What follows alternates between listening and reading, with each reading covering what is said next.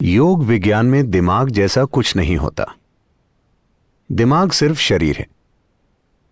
जैसे दिल है, जैसे जिगर है, वैसे ही दिमाग है। यह भी बस शरीर है। मुझे लगता है कि दिमाग को बहुत ज्यादा बढ़ा चढ़ाकर इसलिए प्रस्तुत किया जा रहा है क्योंकि जैसा कि मैंने सुबह भी कहा था, हमारी शिक्षा प्रणालियां पूरी तरह से तर्क पर आधारित हो गई हैं।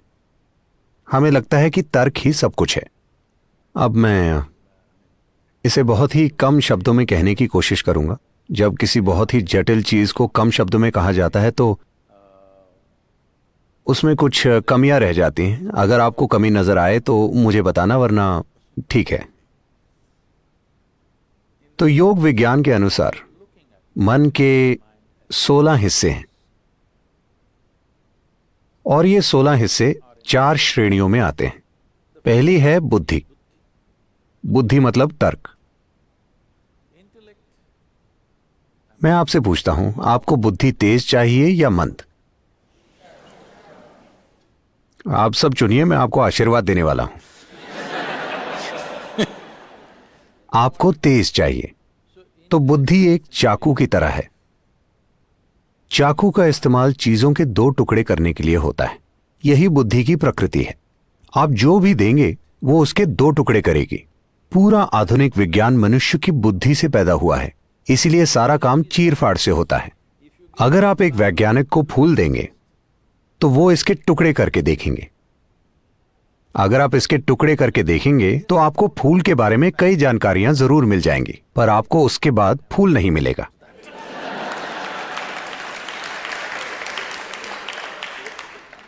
अगर अब आपको कुछ वाकई जानना है, मान लीजिए आपको आपकी मां के बारे में जानना है, कृपया उनके टुकड़े मत करना। यह ऐसे काम नहीं करता, क्योंकि जो चीज आप चीर-फाड़ से जान सकते हैं वो जीवन का भौतिक पहलू है।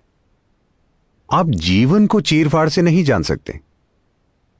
सिर्फ भौतिक चीजों की चीर-फाड़ की जा सकती है।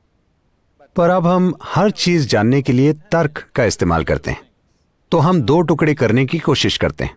हम दुनिया को एक करने की, समानता और आत्मज्ञान की बात करते हैं और सब कुछ तर्क से करना चाहते हैं।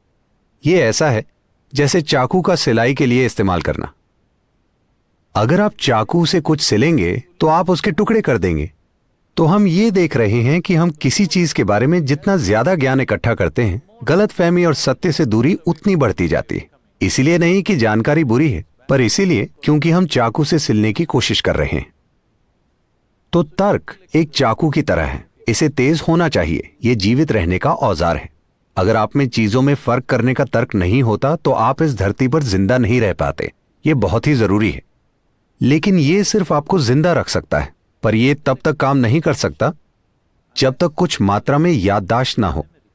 अगर आपकी सारी याददाश्त मिटा दी जाए तो इससे फर्क नहीं पड़ता कि आपका भौतिक स्तर कितना है। अगर आपकी सारी याददाश्त चली जाए तो आप अचानक मूर्ख लगने लगेंगे।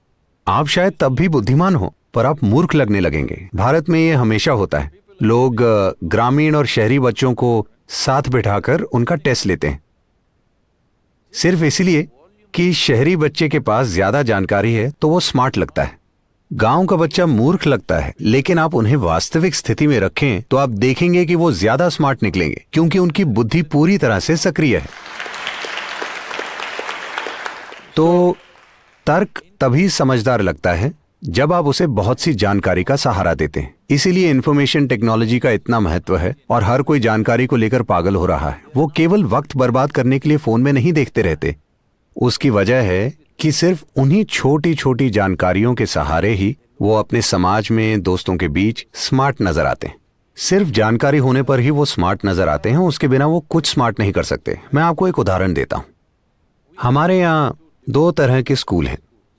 एक स्कूल आधुनिक है और वहां 30% बच्चे अमेरिका से भारत पढ़ने आते हैं, और दूसरा स्कूल पूरी तरह से पारंपरिक है।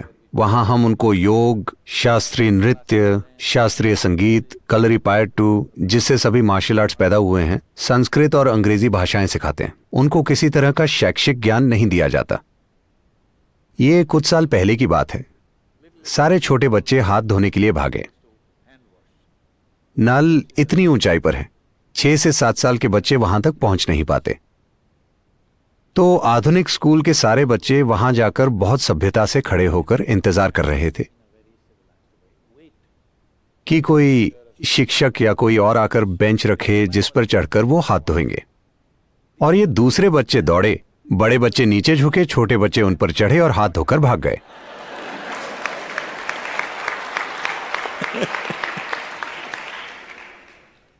तो आजकल तर्क को बहुत ज्यादा महत्व दिया जाता है और बुद्धि के दूसरे आयामों को बिल्कुल विकसित नहीं किया जाता। तो मन के अगले आयाम को अहंकार कहते हैं, जिसे हमने पूरी तरह से नजरअंदाज कर दिया है। कई लोग अहंकार को ईगो समझते हैं, लेकिन ऐसा नहीं है। अहंकार मतलब पहचान। आपकी पहचान किस आधार पर बनी है? क्योंकि तर्क मुख्य रूप से उस पहचान की रक्षा करने का साधन है जो आपने अपने लिए बनाई है। अगर मैं कहता हूं कि मैं भारतीय हूं, तो अचानक मेरा तर्क मुझ में वैसे विचार पैदा करेगा। मुझ में इसके लिए जीने और मरने की इच्छा होगी। अगर आप बस एक कपड़े का टुकड़ा लोगों को दिखाएं, मेरा मतलब झंडा, तो लोगों की आंखों में आंसू आ जाएंगे। यह सिर्फ एक पहचान है।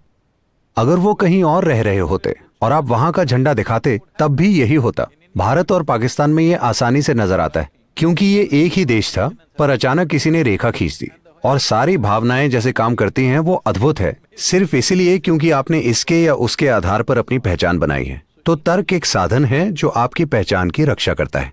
पहचान वो साधन है जिसकी वजह से तर्क एक निश्चित तरीके से काम करता है। निश्चित तरीका मतलब, मान लीजिए आप सिर्फ इस एक व्यक्ति यानी मैं के रूप में अपनी पहचान बनाते हैं, तो आपकी बुद्धि हर वक्त सिर्फ आपका बचाव करने का प्रयास करेगी, हर वक्त बस यही करेगी। अब अगर मैं ये कहूं कि मेरा परिवार मेरी पहचान है, तो आपकी बुद्धि उसका बचाव करने की पूरी कोशिश करेगी। ये समुदाय, जाति, धर्म, देश कुछ भी हो सकता है। हमने जाति, धर्म और देश के नाम पर कितने ऐसे कार्य किए हैं जो बिल्कुल मूर्खतापूर्ण और अमानवीय हैं, लेकिन हम उन्हें बड़े गर्व के साथ करते हैं क्योंकि हमने अपनी पहचान उनके आधार पर बनाई है। यही पहचान की प्रकृति है। अगर उसी समानता को आगे बढ़ाना हो, तो अगर बुद्धि चाकू है, तो जो हाथ उसे पकड़ता है वो पहचान है। आप मुझे बताइए, चाकू के काम करने के लिए यह जरूरी है कि चाकू तेज हो, लेकिन चाकू से विनाश होगा या विकास, ये उस हाथ पर निर्भर करता है जिसने उसे पकड़ा है ना? लेकिन आजकल हमारे समाज में, हमारी दुनिया में हाथ के विकास के लिए कुछ भी नहीं किया जा रहा।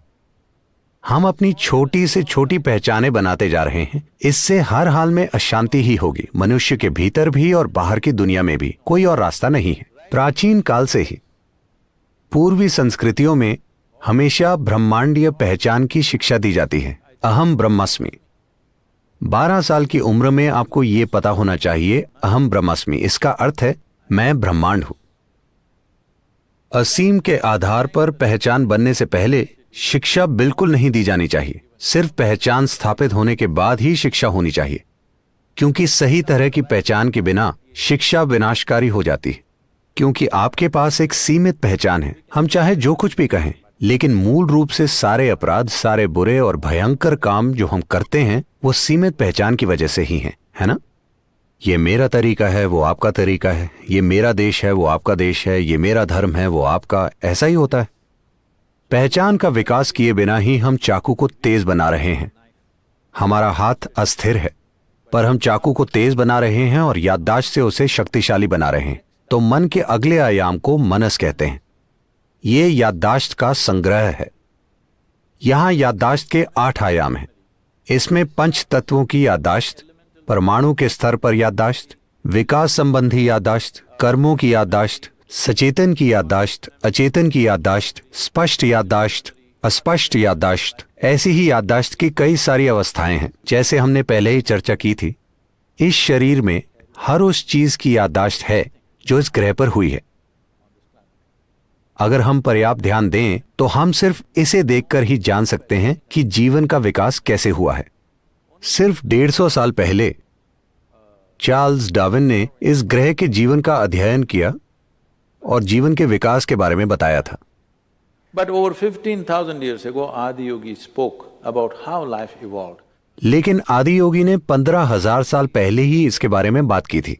उन्होंने पहले ही कहा था लगभग हर भारतीय ये जानता है, लेकिन सचेत नहीं है। 10 अवतार हैं।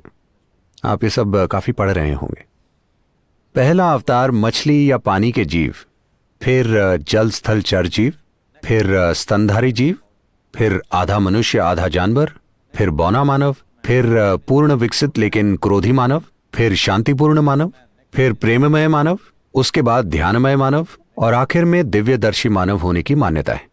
ये किसी एक आदमी की कहानी नहीं है, ये इस ग्रह के जीवन के विकास की कहानी है। तो 15,000 साल पहले किसी ने यह माइक्रोस्कोप से देखकर नहीं, बल्कि अपने भीतर देखकर बताया था, क्योंकि विकास की पूरी कहानी यहां लिखी है।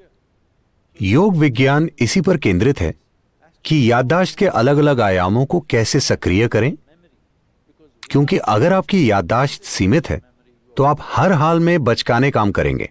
अगर आपका तर्क बहुत ज्यादा काबिल हो जाता है तो यह बहुत जरूरी है कि आपकी पहचान ब्रह्मांडीय हो, असीमित पहचान हो, और आपकी याददाश्त इस तरह से विकसित हो कि उसके सारे आयाम सक्रिय हों।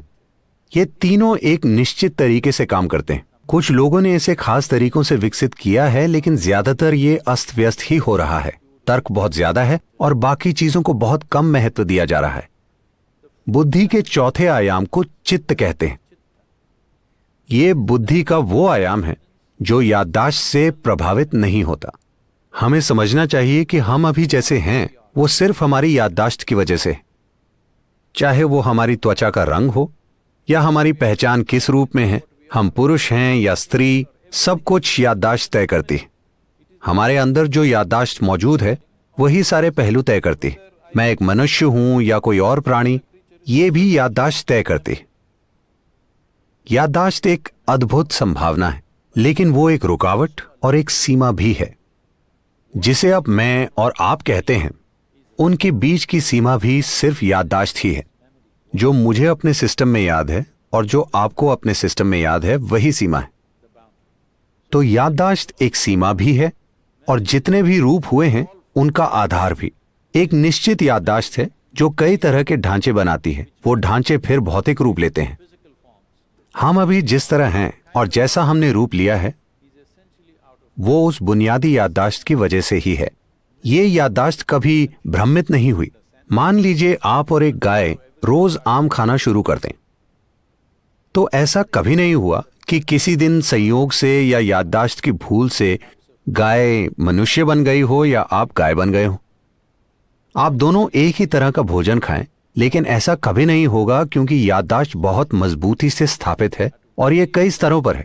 हम याददाश्त के 8 अलग आयामों की बात कर रहे हैं, लेकिन चित्त में कोई याददाश्त नहीं होती। याददाश्त नहीं है तो सीमा भी नहीं है। वो बुद्धि जिसकी कोई सीमा नहीं है। योग संस्कृति में इसे शरारती तरीके से व्यक्त किया गया है। This we say, if you touch your chitta, God will become your slave.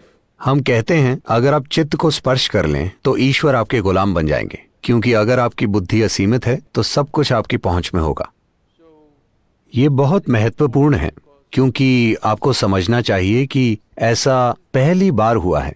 पहली बार हमारी जीवित रहने की प्रक्रिया इतने बेहतरीन तरीके से व्यवस्थित है। पहली बार मनुष्यों के पास इतना समय है कि वो चीजों पर ध्यान दे सकें, वरना भोजन का प्रबंध करने में ही 24 घंटे लग जाया करते थे। संपन्न समाजों में हम फिर से वही पुरानी चीजें कर रहे हैं। जैसे कि आपने बताया, मोंटाना में किसी को 3 काम करने पड़ते हैं। जब यहां इतनी सारी जमीन है तो आपको भोजन के लिए काम पर जाने की क्या जरूरत है, क्योंकि आपको भोजन वॉलमार्ट से खरीदना है। मेरा मतलब, हमने सारी परिस्थिति को टेढ़ा मेढ़ा कर दिया है।